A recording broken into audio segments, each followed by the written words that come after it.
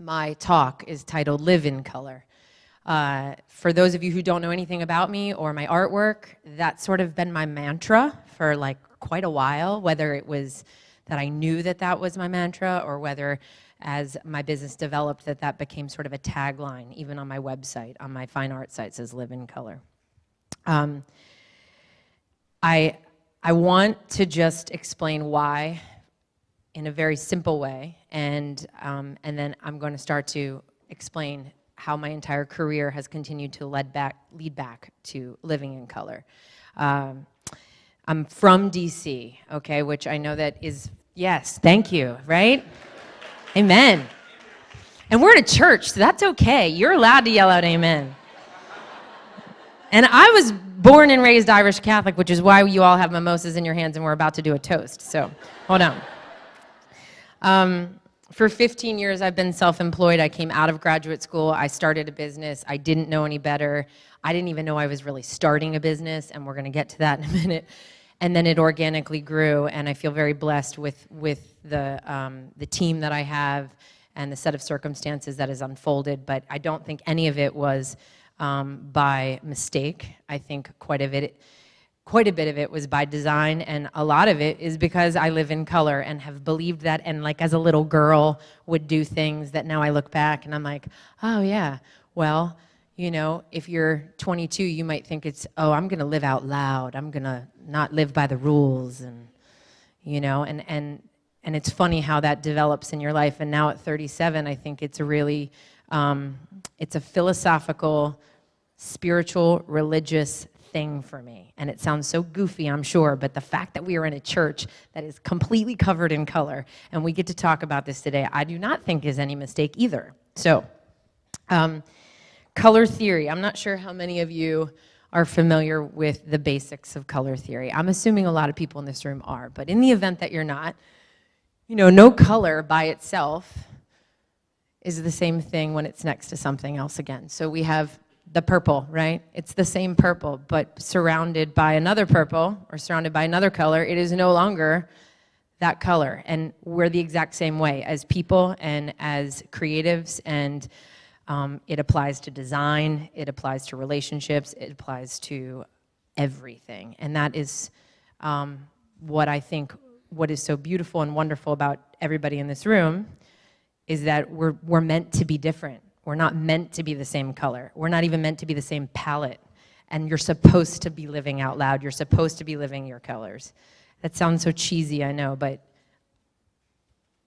the better my business got, it was because all the people that were working with me or the people I was collaborating with were allowed to do what they do best. And my business got better because of it. And I got better because of it. And I think we need to do that for each other. Every day, actually. Quickly, I just wanted to thank Joel and Jackie and the entire Creative Mornings team and Tina Eisenberg, because this is awesome, and DC especially needed this. And this is fantastic that we all get to be together. So for like a second, I want everyone to stand up, at least the ones in the seats, sorry. I know you all are already. I'd like everyone to at least look to your left, look to your right, hand out a business card, shake a hand, say hello.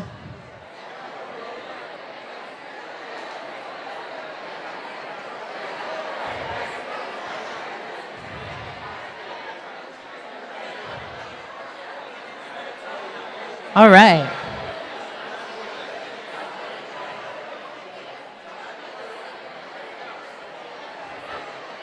Okay.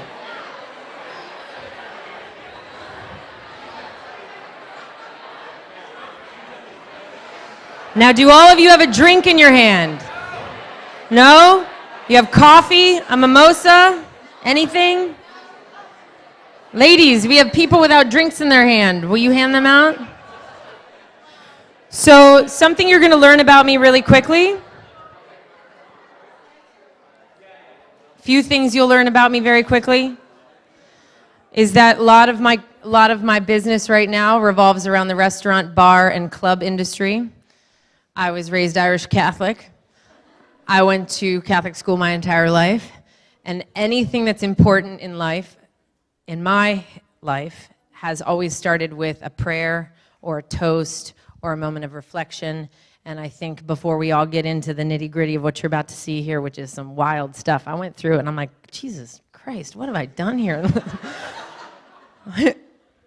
I love you, my husband, thank you, because I am a little crazy. So, here's to every single solitary soul in this room, to all of your color, to all of the genius that we could create together, and to making DC a much better place because of it. There's more mimosas. If you need them, raise your hand. The Swatch Room team will encourage the drinking. Just kidding. I know it's 8:30. Now you can sit back down. Thank you.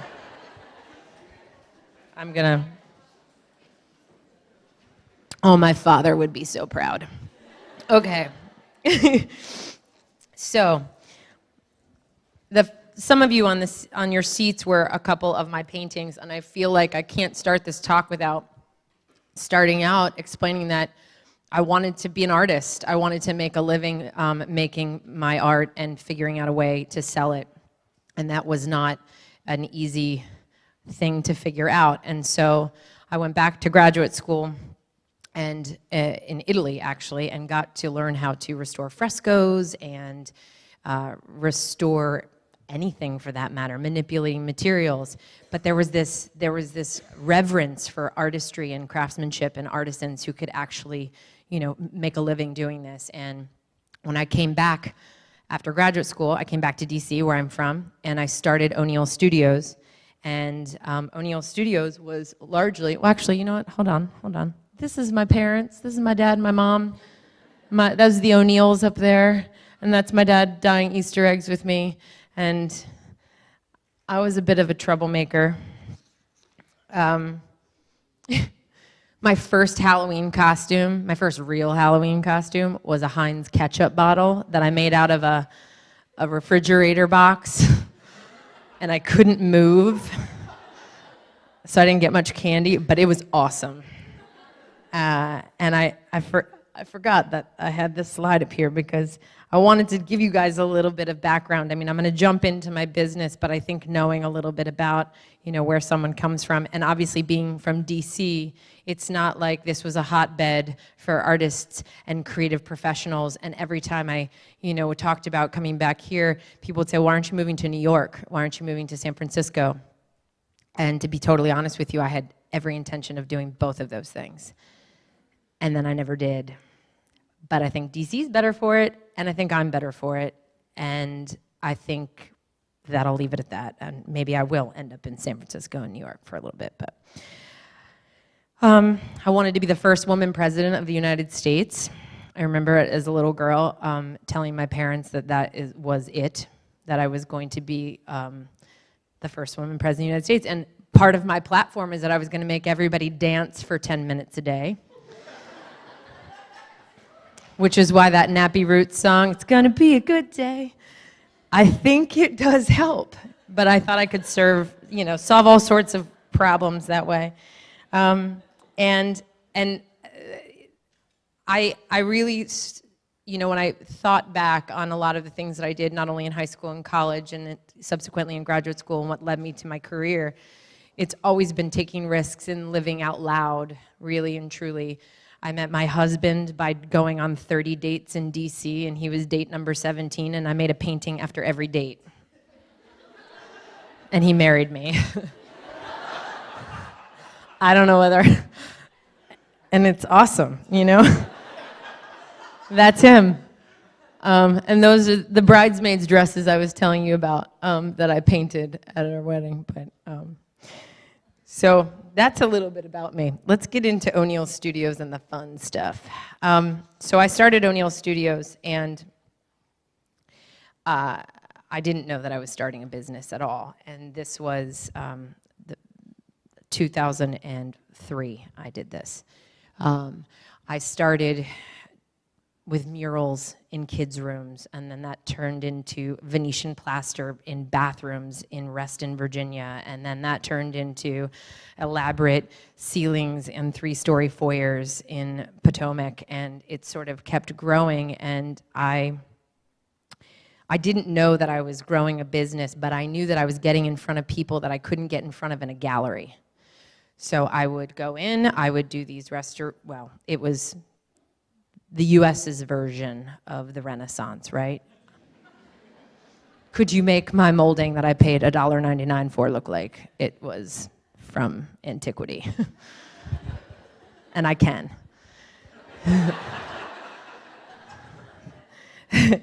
So I learned how to manipulate every surface I could get my hands on. I mean, from my own clothing, but in all seriousness, floors, ceilings, walls, furniture, concrete, countertops, anything. And I became obsessed with it, but it was painting in a different way. It was a different medium. And I wasn't really sure whether or not I wanted to be self-employed, but it seemed like I had no other option. I never actually, I interned and I worked for other people, obviously through college and out of college for a little bit, but I essentially started a business at 23 years old and didn't really know that my business practices were good, bad, or otherwise. And like many careers, you crawl before you can walk, right? So I made a lot of mistakes and they were costly. I learned a ton, but I also made this amazing network of clients who knew how much I cared, and I really cared about my work. I cannot stress enough how clear that became, and that became the common denominator with all of my referrals was, oh, I heard you really care, and you're not going to leave me hanging. And I thought, why would anybody leave you hanging? I don't understand that.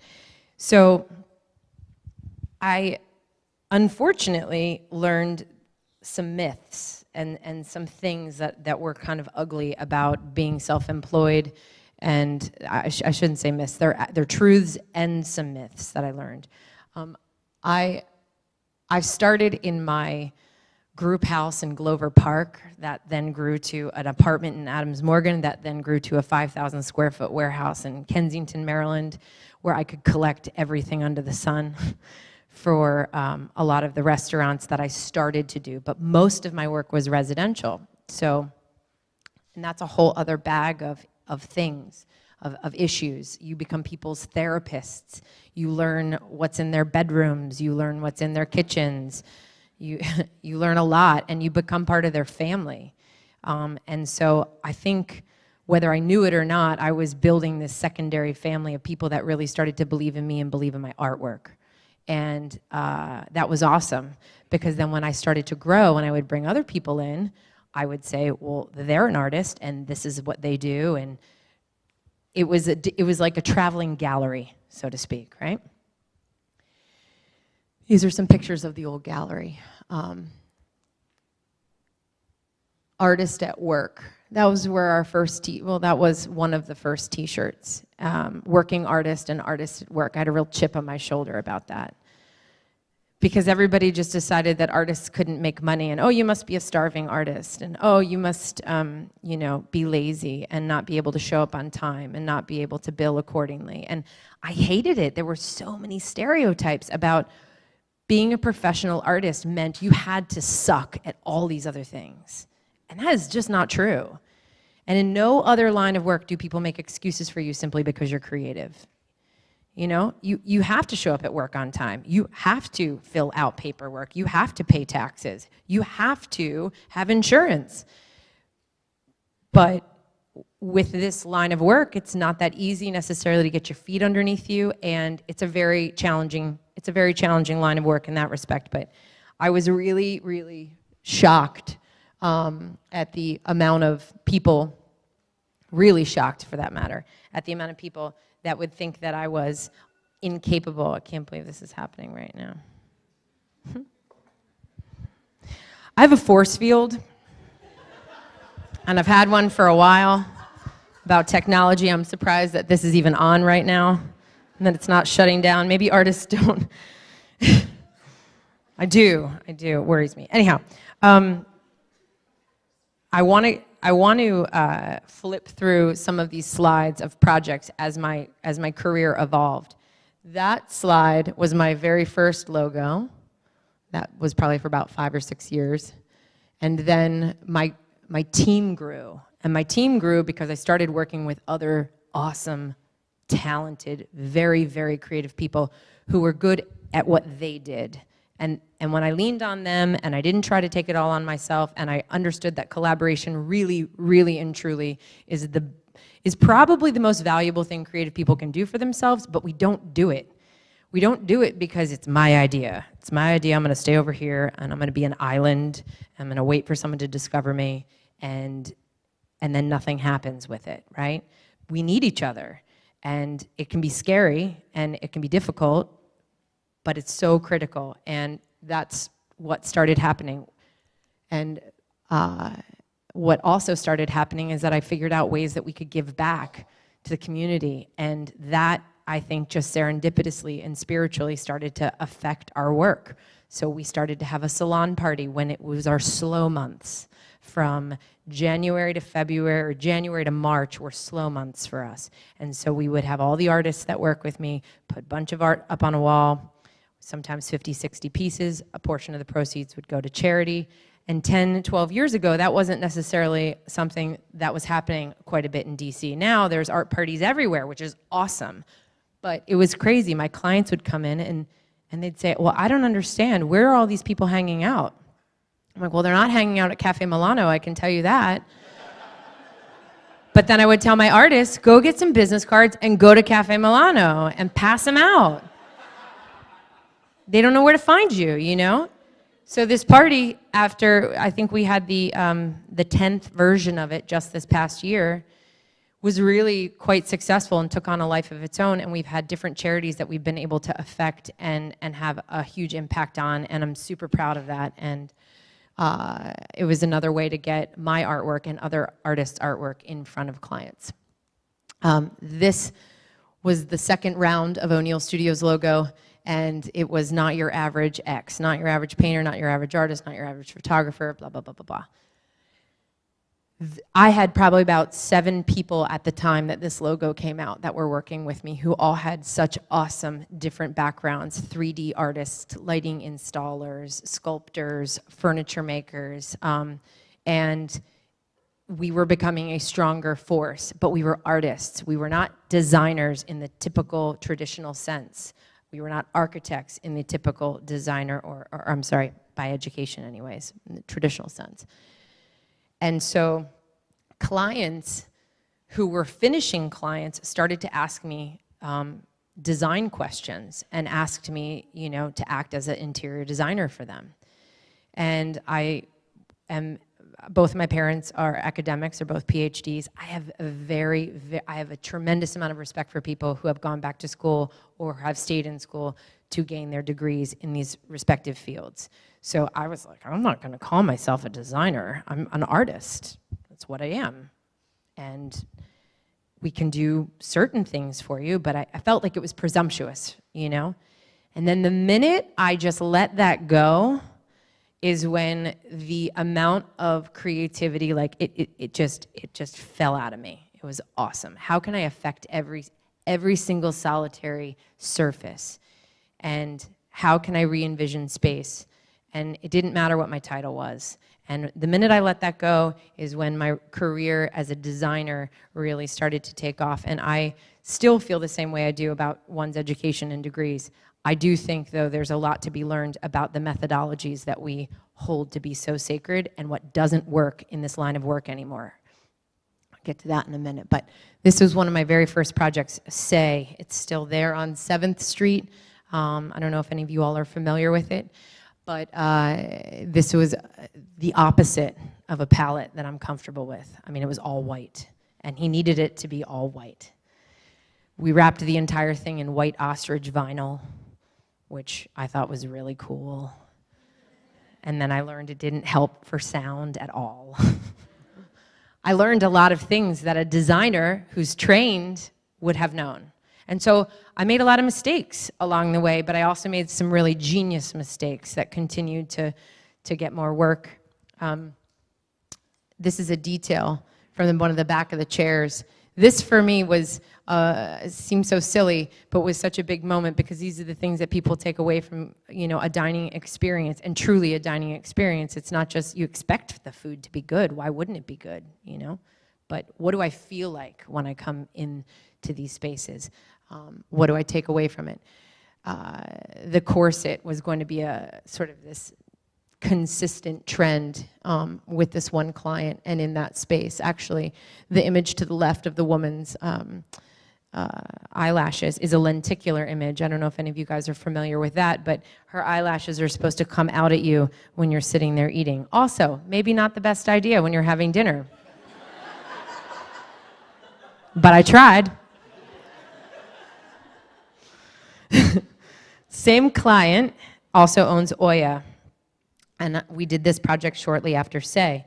This project was all about touch. Everything in Oya is about sensory, everything, which is another way of using color theory. It's another way of using what is uniquely its own thing, but when it's juxtaposed to something else, it becomes something magnificent.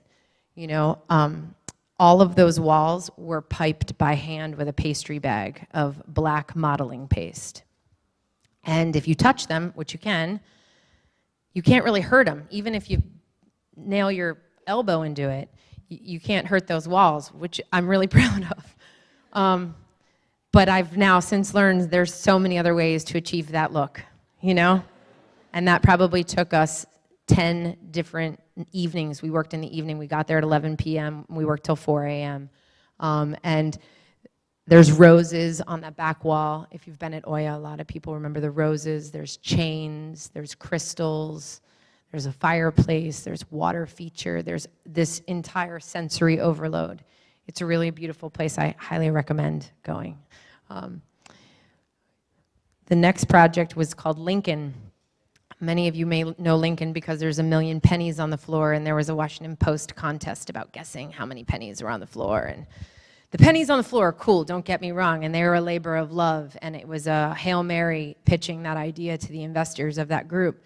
And I'm glad that they're there, but there's so many other features of that restaurant that are incredibly, incredibly cool and very well thought out. And there was probably about 12 artists involved in that project, and every single thing in there was handmade.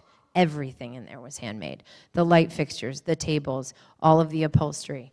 I'm very proud of that project. And there's a few people in here today who were on that project with me from Swatchroom, and I think that's a testament to when you hire a group of craftsmen and artists to do something, what happens. In fact, I think a lot of these projects are, but this is Irish whiskey, which was not too long after that. We put belt straps on the wall. This is when I learned that a bar really does need to be indestructible. Not that I didn't know that. The owner says, what can you do for me so that I can make sure that someone doesn't put their hand through the wall? And I was like, well, the only thing I can think of is we just make all your walls plywood, which is what we did. And so everything in there is plywood. But it's all treated, so hopefully it doesn't feel or look like plywood. This was a total gut job. This was a really fun project.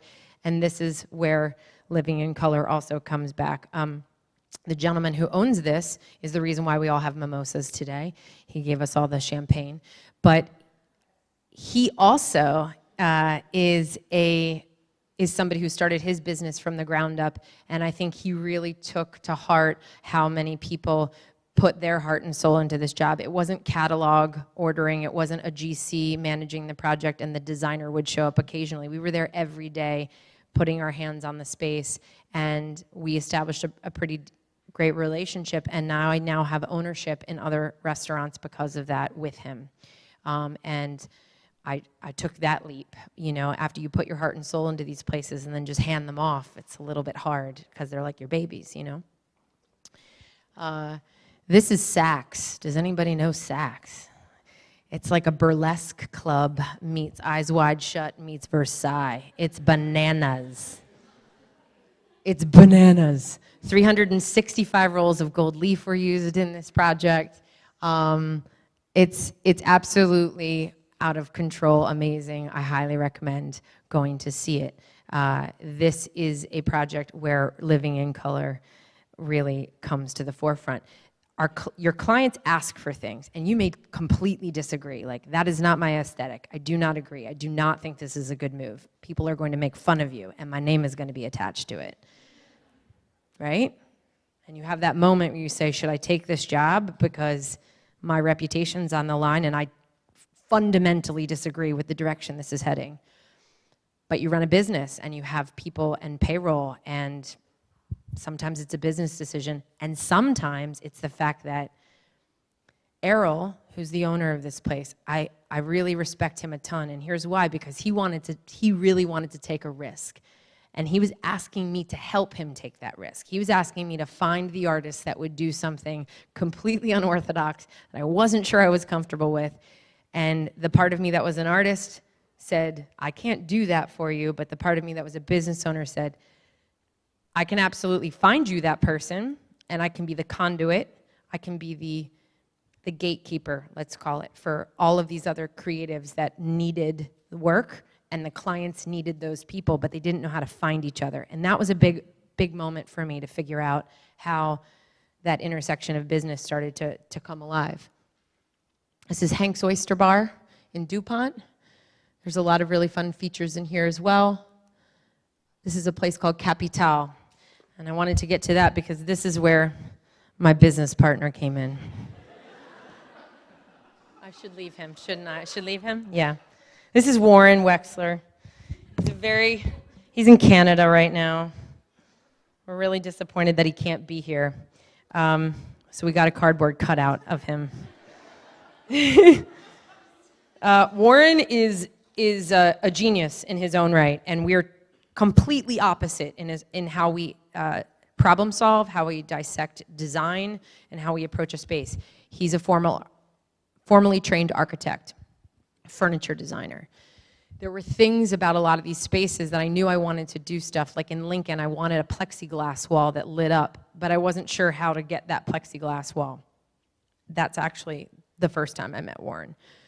The reason why I'm bringing up Capital is because this is a place called K Street Lounge. It was all white melamine. It was a club for like 10 years, did very well. But all of the columns are at an angle. And of everything in the space that we could affect, we couldn't do anything about the columns that were at an angle. So when you re-envision these spaces and people have had a long career, they're like, well, how are you going to get rid of the columns? I can't get rid of the columns unless you want me to demo this whole place, and it's not going to work. So between CNC cutting foam and laser cutting a tremendous amount of wood at its base, those columns from 8 feet up are wood, so you can kick them, but they've been routed out to look like fluted columns, and they actually lean into the space, and they're totally ridiculous. And this is sort of a Harry Potter meets Hollywood Regency glam. It's totally nuts. It's totally nuts. It's awesome. There's a portrait of Scott Disick on the wall. They asked me who their I typically will start with a client. I say, who's coming here? What are they going to experience? What is it that you want them to feel? Who's your ideal customer? And they kind of look at me like, we don't give a shit. We need to make money. And you're supposed to make it look cool, and we'll see you in a couple months, right? These guys wouldn't even look up from their laptops when I met with them the first time. They just wanted it redone. And when I finally asked those kinds of questions, their answer was Scott Disick. And I said, oh, all right. Well, then let's put him on the wall, because he's so egotistical, he might actually show up at your club to see himself, which happened, by the way. Build it and they will come. Capital has some really amazing features that are also artifact specific. I love picking for really interesting random objects. Obviously reclaimed is, such an overused word at this time, and repurposing artifacts is something that is obviously a big part of design now, but there's a lot of interesting if you want to go dance. These guys are great. Okay. So there's Warren and I. And this was actually Becky's Fun charity event about 3 years ago. We built an 18-foot set of sunglasses for the models to walk out of. And it was at that point that we started to talk about the what ifs. What if we could build a business that did this? What if we had these available opportunities? What if everybody could get into a room, an engineer, a plumber, a dentist, a chef, experts, right? What if you had all of these random experts in one room? They could solve so many problems. And that's what we do at Swatchroom now. We have a tremendous amount of expertise in completely random fields, and that's how we're able to solve problems together. And that's why I think this, as Creative Mornings is concerned, is so critical, because unless you meet one another and unless you actually start to talk to people that are expertise in a random field, like Warren and myself, that would never happen. Teddy and the Bully Bar was one of the projects where this really came to fruition. There were so many amazing collaborative efforts on this project. I can't even tell you, 25 awesome creative artists from all over the country who I've started to become great friends with and have worked with flew in for this project. We also had about 17 different local creatives on this project. That bottom right picture, you guys, is of a mini Mount Rushmore wall. I don't know if any of you guys have been there, but the owners really needed Mount Rushmore to be represented. They are also the owners of Lincoln. So Lincoln and Teddy are both on Mount Rushmore. But a giant Mount Rushmore, when you walk into a restaurant, would be like Disney World. It'd be too much, and giant heads while you're eating, all of it would be strange. But they really pushed hard for this. And I'm using this as an example because the way this started is that we 3D printed a mini Mount Rushmore mold, right? I had another artist who was a sculptor, then made a rubber mold of that 3D print. We then filled the rubber mold or cast with plaster and then cast 480 mini Mount Rushmores to make this stone wall. That's collaboration. Like, that is what it's about, and it is an awesome feature in that restaurant. And probably 7 to 8 incredibly talented people had something to do with it, and they should all feel proud about it. And that's when light bulbs were really going off. I mean, this business was no longer about Maggie O'Neill, and certainly wasn't about me showing up to appointments, but the screwed up part was people didn't want to talk to anybody but me because my name was on the business. And so it became very real that I needed to remove my name and explain to the clients and educate them that I wouldn't be working with the people I'm working with. I wouldn't bring them into your home. I wouldn't bring them into your establishment if I didn't think that they were just as effing awesome as I think I am, you know? and you got to get on board with that, and you have to trust them. And that's been a little bit of a hurdle, but you know, we are truly greater creatively than the sum of our individual parts and expertise, and we're more powerful as a business. And that was what really started to come to the forefront, is that I would just over and over and over again meet creative people who were not getting paid, who couldn't find work, who didn't know how to get their feet off the ground, who couldn't keep enough business that they weren't able to have a steady income. And a lot of these common denominator issues had to do with the fact that they didn't have strength in numbers. They didn't have support. They didn't have anybody to go in and negotiate or sell for them, because maybe that's not what they're good at, you know? But they have brilliance to sell. They just can't do it themselves. And it stinks that you'd think you'd have to go to a larger agency or a larger business for that. And so I sort of got off this train of just being an artist and became this sort of champion for small creative business owners, especially in DC, because we are so needed and we're in such demand. But I still meet people daily who are like, I don't know how to get work.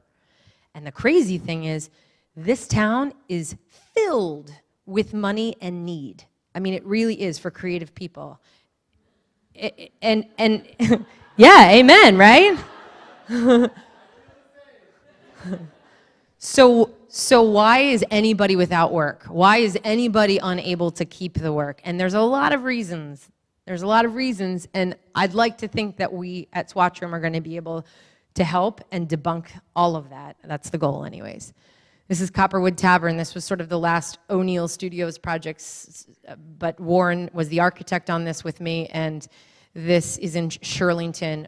Copperwood Tavern is the same owner as Irish Whiskey. 1776, if any of you are familiar with 1776. We started to move into office spaces, and we started to get out of the commercial, just the restaurant industry, but started to move into where do people need to be inspired? 1776 was a very cool project because we didn't know who our clients were yet. It was a giant open space, and Donna and Evan didn't know who was going to actually build it, and they will come. Entrepreneurs are going to be here. People in the tech and education industry are going to be here. Fantastic. What about creatives? Why isn't there a 1776 for creatives? And I know that there are other co-work spaces, you guys, and I know that they've built onto the 8th floor, but I do think that there's enough of us in this town that we could be taking over city blocks, let alone just a 15,000 square foot space. This was my Easter weekend. We stained the floor. That's the before and after of the floor.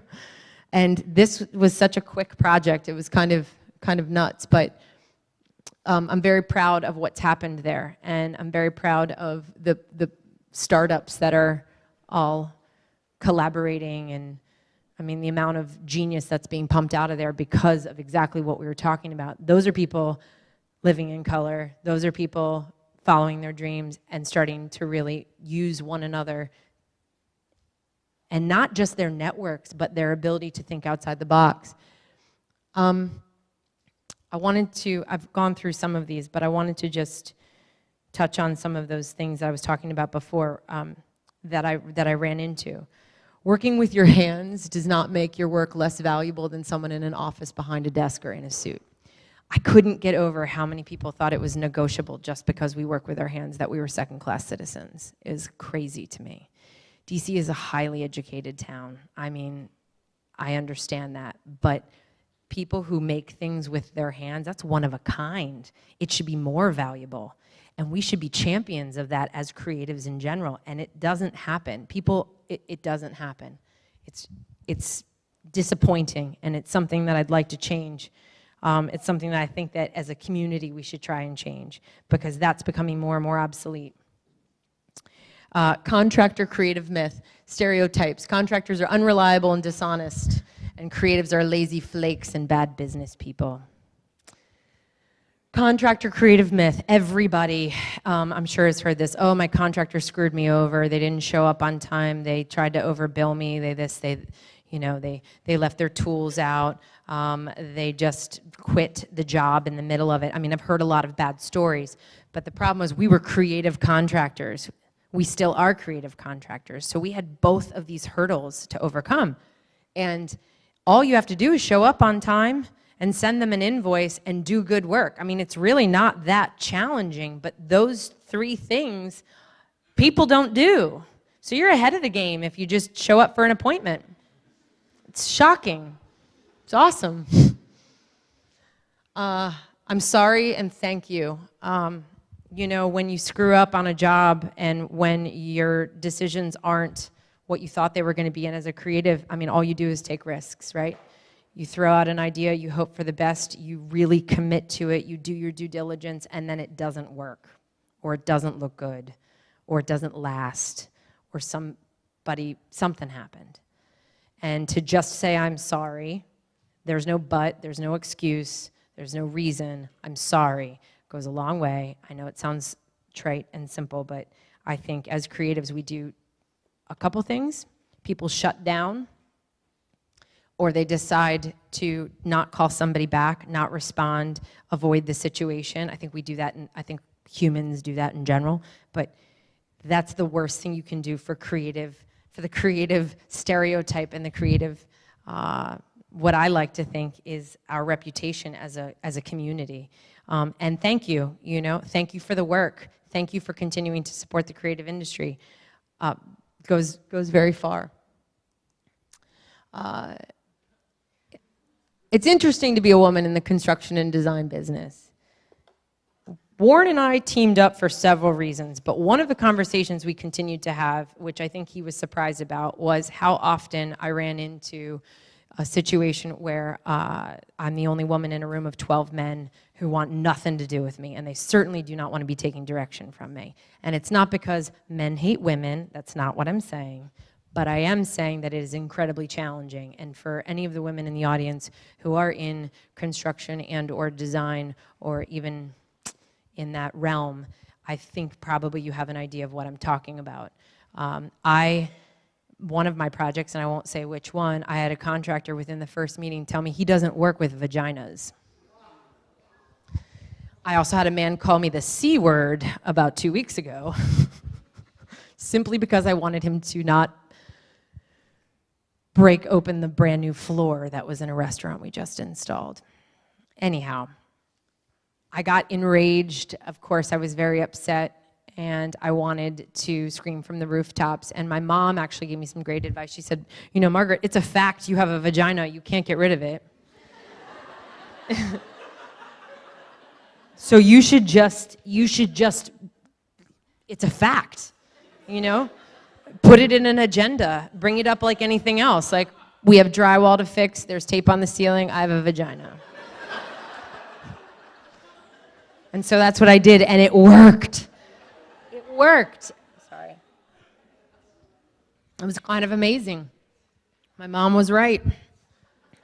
We had all of the investors, all of the contractors, everyone at a table. In my old studio space, agenda item number 1 was the schedule. Agenda item number 2 was my vagina. And agenda item number 3 were decorative features that we needed to select and make purchases on.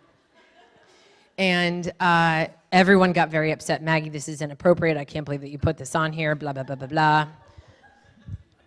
If I have not really cursed through any of this, I've been very proud of myself. I have generally the mouth of a truck driver. So I thought the fact that I used the word vagina was great. But I also thought the fact that they were so disgusted by the fact that I would bring that up. And I said, this is fact. I was told that he doesn't work with vaginas. I have a vagina. We have a problem.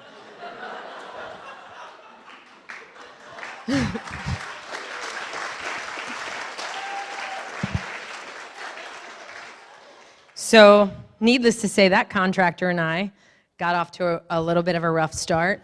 He was not happy that I brought it up. I was not happy he said it to me. We now actually have a pretty decent relationship, and you know, that happens, right? But I'm using that story as an example for the fact that I can't believe it's 2014 and I'm still treated like I don't know what I'm talking about because I have a vagina. It's nuts. It's totally nuts. And for the men in this room, if you see that happen or you are privy to something like that, I encourage you to nip that in the bud because it is just out of control. It just shouldn't even be something that we have to deal with right now, but it happens every day.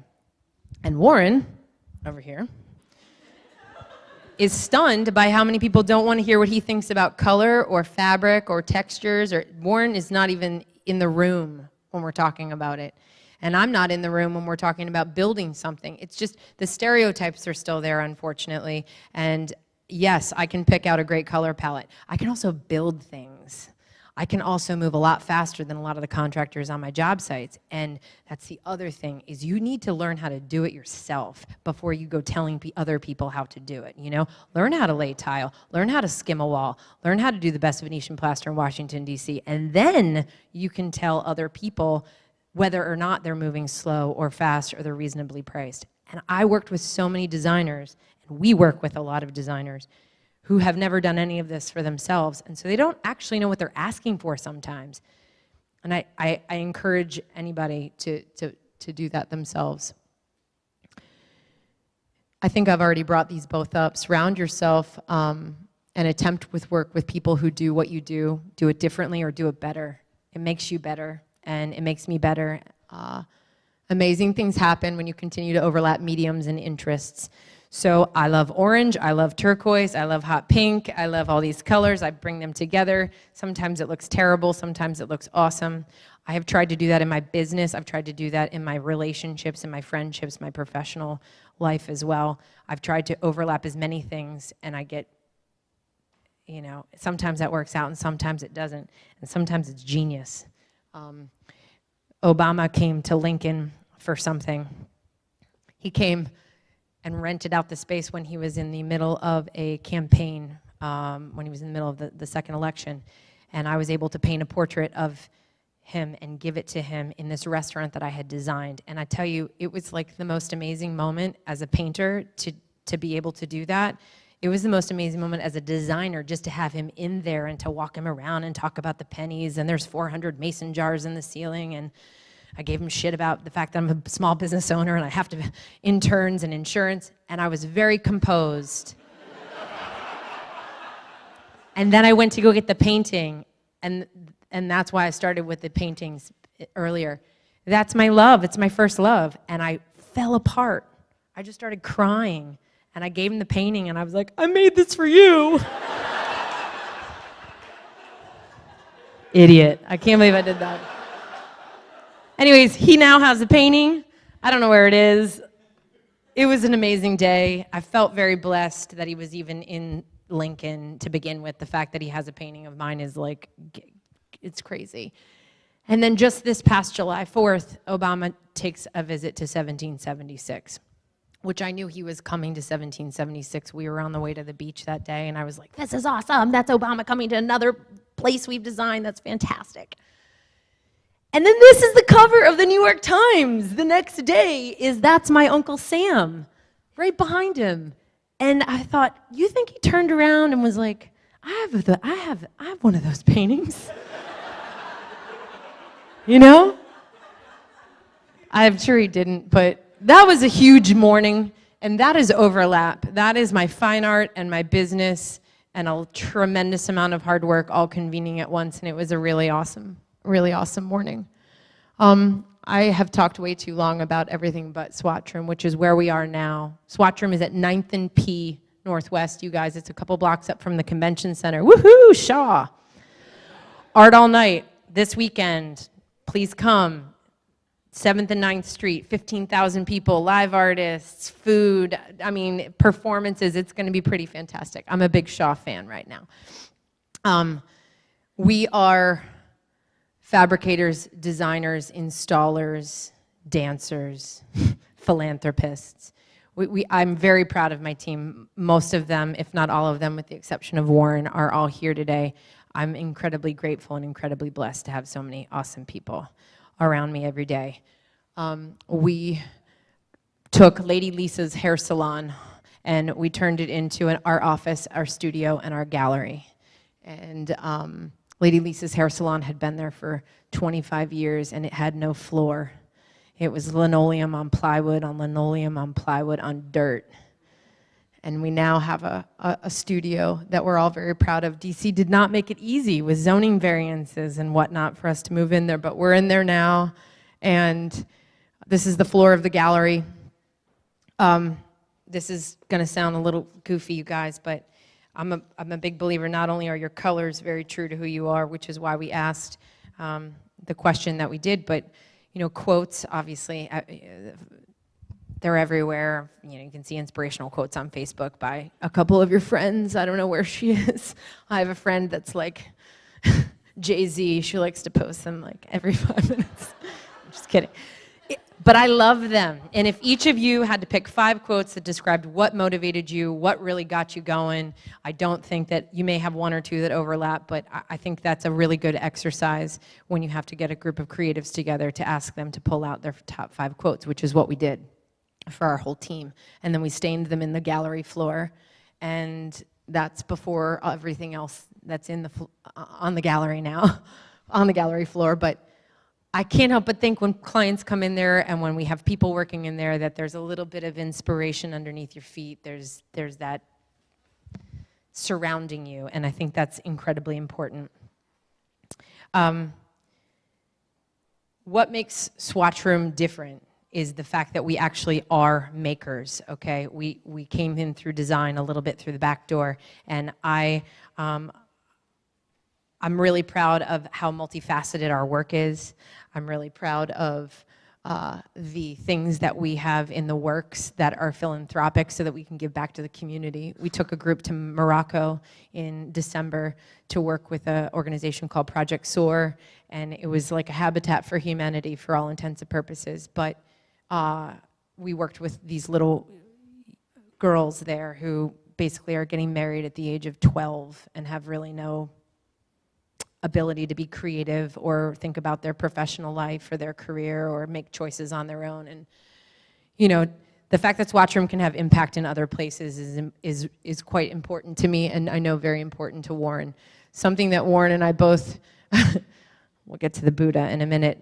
Something that Warren and I both talk about is business love, and it also happens with one another, is that, you know, in relationships, if you're dating and it's not going well, you probably will just break up, right? But in business, you kind of let it linger a lot longer than you need to. And even in relationships, sometimes you do that.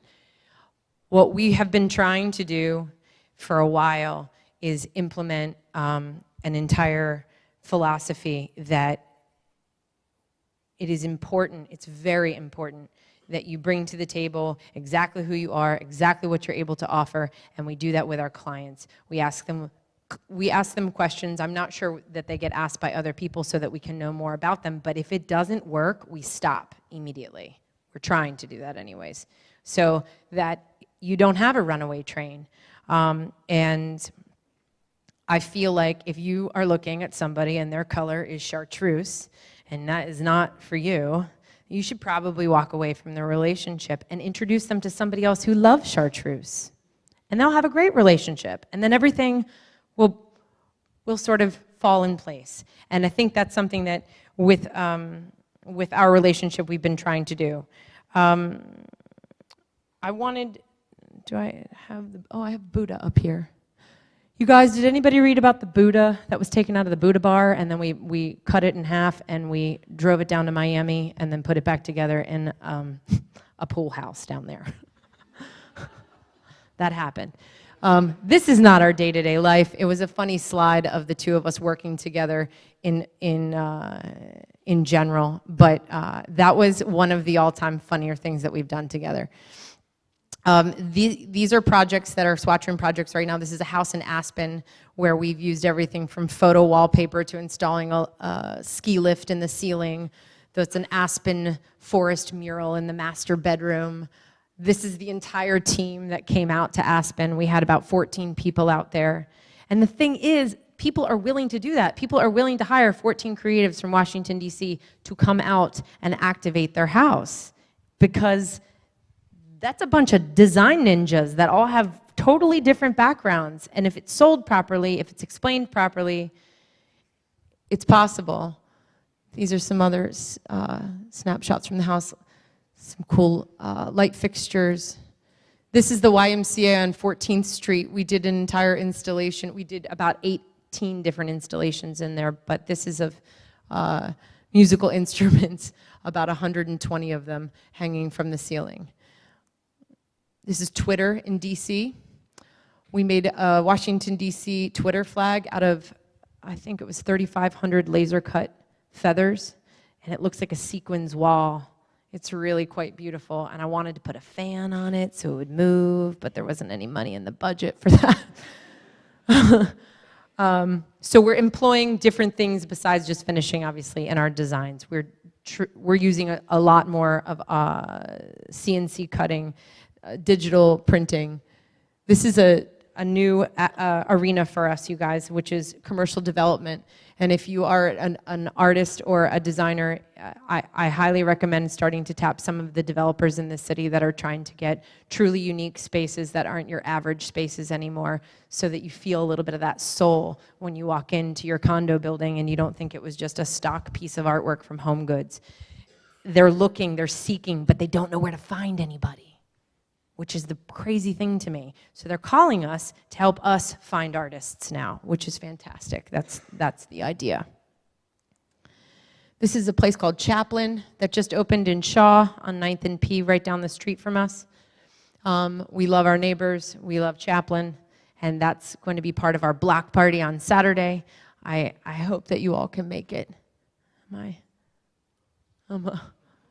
This is a place called Vintage in Frederick that we just finished. This building was built in 1789, and it was like a host of crazy things that we found, from trap doors to stuff that should not be unearthed. It was a pretty fantastic project, and that just delivered. We're now into residential work again, and this is probably my last slide before we wrap up here, but this is a condo in City Center. You guys, we took a bowling alley, bleached it, and turned it into his kitchen island. There's probably a handful of other really cool features about this particular place. But I love this, and I love that the guy was willing to go there. And I think that there's so many people craving, this guy is in commercial real estate, and he decided that his place needed to be X. In his head, it needed to be, this vision of a hotel meets a modern apartment. That's what he said.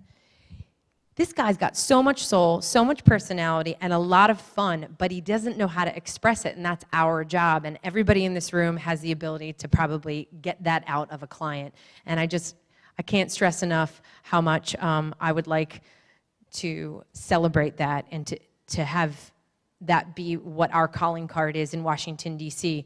It's a different kind of city, and we are this intellectual group, To be able to pull that out of people is a gift. But people are too nervous here to sort of show their true colors. They have to be, I used to call it the grayest city in the world, I'm going to stay in the safe lane. I'm not going to go too far down this path. I'm not going to go down, no one wants to offend anyone. And when you're in someone's home, I'm like, if you want to have purple walls, you should have purple walls. Who gives a shit what the woman down the street thinks of you? They're your walls. These aren't purple walls.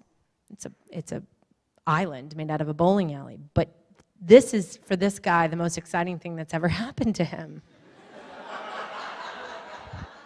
And it might not be the most exciting thing for you guys at 8:30 or 9 o'clock or whatever time it is right now. But the point is that that was his color. That's all the color he wanted, by the way. His place is largely white and gray. That was enough funk for him, which is another way you can think of it. But I'm super proud of that. We have two projects that are about to deliver orange anchor at the waterfront in Union Social on Florida Avenue over in Noma. So look for them. Everybody, if you don't mind just raising your glass for a second. This one's a little bit more of a traditional Irish toast, but I go back to the fact that I haven't attempted to live in color. I still, I don't know if I described it properly to all of you, but I do believe each and every one of you is here because you're gifted and you care and you wanted to have a creative outlet this morning, and I think that's amazing. So here's to you, here's to me, designers, artists, may we all be. But if by chance we disagree, let's get together over a drink or three to debate, draw, think, and see on how to make a stronger creative city in DC.